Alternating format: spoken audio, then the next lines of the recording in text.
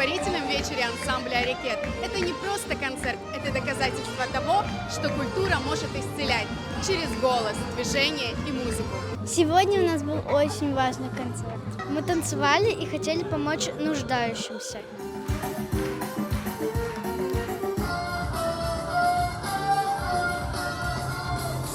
Этот концерт был очень трогательным. Я в восторге. Каждый концерт ансамбля «Рекет» — это в самую душу, потому что у них нет стандартных номеров.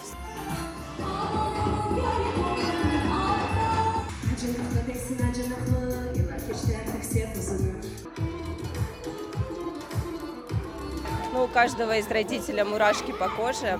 Еще очень радует, что это благотворительный концерт. Одной из самых главных наших задач было донести детям, что их творчество может принести добро.